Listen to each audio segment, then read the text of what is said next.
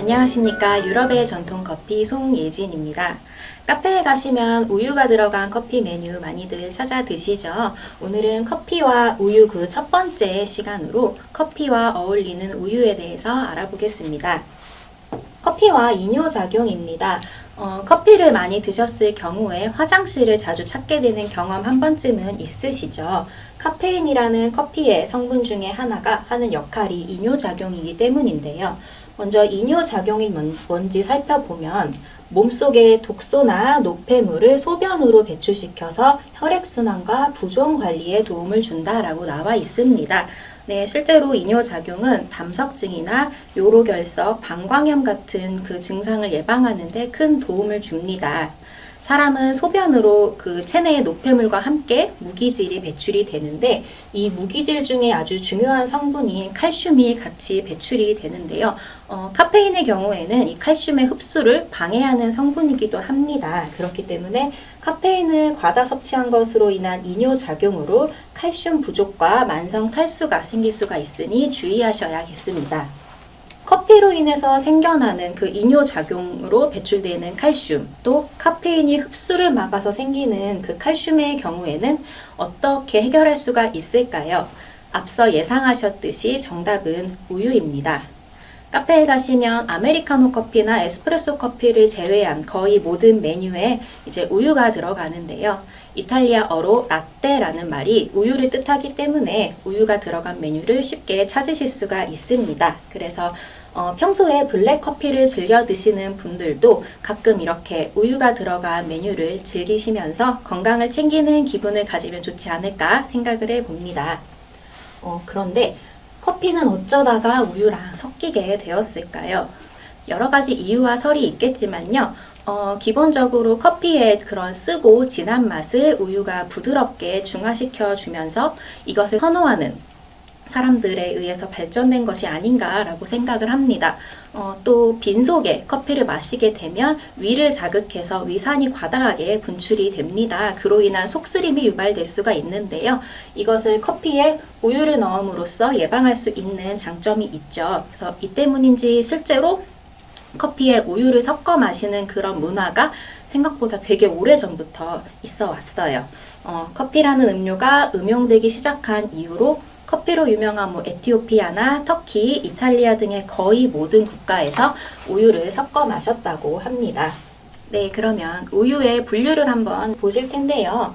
네, 식품의약품안전처 홈페이지에 명시가 되어 있는 우유의 정의를 먼저 읽어드리겠습니다. 네, 우유류라 함은 원유를 살균 또는 멸균 처리한 것이거나 유지방 성분을 조정한 것, 또는 유가공품으로 원유 성분과 유사하게 환원한 것을 말한다 라고 정의가 되어 있는데요.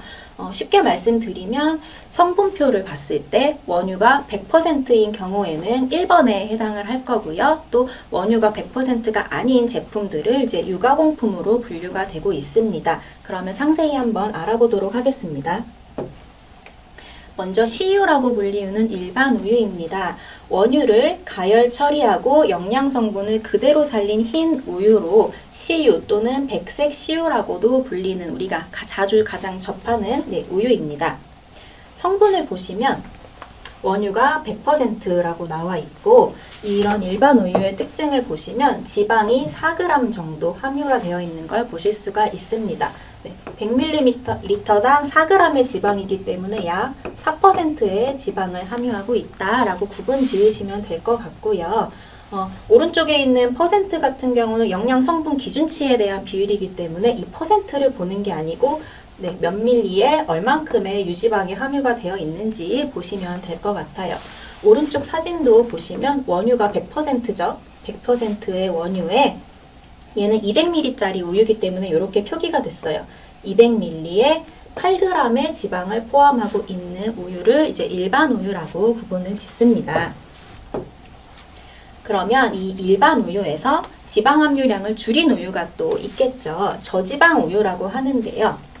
100%의 원유의 지방 함량을 2% 미만으로 낮추면 저지방 우유라고 하고요.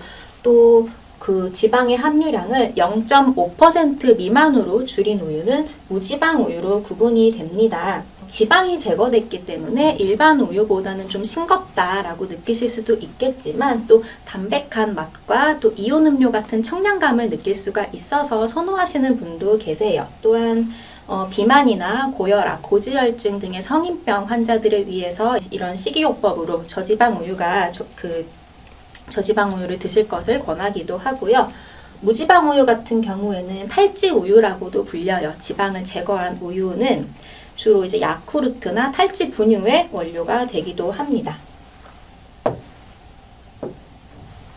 네, 다음은 가공유입니다. 가공유는요, 주 원료는 원유예요. 주 원료는 원유로 하면서 다양한 소비층의 입맛에 맞추기 위해서 과육이나 향료, 당류 등의 기호성 첨가물을 혼합해서 만드는 우유입니다. 사진을 보시면 원유가 85.715%라고 되어 있고요. 뒤에 들어간 성분으로 설탕, 당류, 바나나, 과육, 또 천연 향료 이런 성분이 들어간 바나나 우유의 성분표이고요. 아래쪽에 보시면 원유가 76.8%가 들어갔고요. 코코아 분말과 초콜릿 향료가 들어간 초코 우유의 성분표입니다. 아래쪽에는 그 원유가 38.4%가 함유됐다고 하네요. 딸기 우유의 성분표인데요. 원유가 좀 부족하게 들어간 대신에 탈지 분유를 넣어서 맛을 좀 맞춘 것 같아요. 그리고 딸기 과육이나 딸기 향료가 들어간 이렇게 가공유를 만나볼 수가 있고요. 오른쪽에 보시는 거는 커피 우유의 성분표인데 원유가 75%가 들어갔죠. 그리고 커피 분말 고형분이 0.5%가 들어갔다고 하는데 좀 다르게 구분 지으실 부분은 커피 고형분이 0.5% 이상으로 들어간 그 우유 같은 경우는 우유가 아니라 커피로 따로 구분이 지어진다고 합니다. 커피 우유가 아니고 서울우유, 커피라고 명시가 되어 있고요. 카페인이 함유가 되어 있기 때문에 카페인에 민감하신 분들은 섭취를 주의하시기 바랍니다. 라는 문구가 들어있는 것을 보실 수가 있습니다. 다음은 저유당 우유라고 해서 일명 속 편한 시리즈라고 있어요. 마트에 가시면 속이 편한, 배가 아프지 않은, 소화가 잘 되는 이런 이름이 붙어 있는 우유를 보실 수가 있는데 그 유당을 분해하는 효소인 락타아제라는 효소가 있어요. 그런데 이 락타아제가 전 세계 인구의 75%는 이제 락타아제가 부족한 유당 불내증을 앓고 있다고 합니다. 저 또한 유당 불내증이 좀 있는데요. 우유에는 원래 4%의 유당이 포함되어 있어요. 감미의 역할을 하는 이 유당이 1% 미만으로 줄어든 것을 유당 분해 우유라고 구분을 짓습니다. 그래서 유당 불내증이 있는 사람들도 안심하고 배탈이 없이 드실 수가 있는 우유고요. 또 최근에는 반려동물을 위한 그런 저유당 우유도 나오고 있어요. 펫밀크라고 해서 반려견이나 반려묘 같은 경우에는 이런 락타아제가 체내에 없기 때문에 일반 우유를 마시면 설사를 하거나 위장장애를 일으킬 수가 있어서 이런 원유에다가 락타아제를 역으로 첨가해서 그 동물들도 소화시킬 수 있게 만든 그런 펫밀크도 상품화되어 가고 있습니다.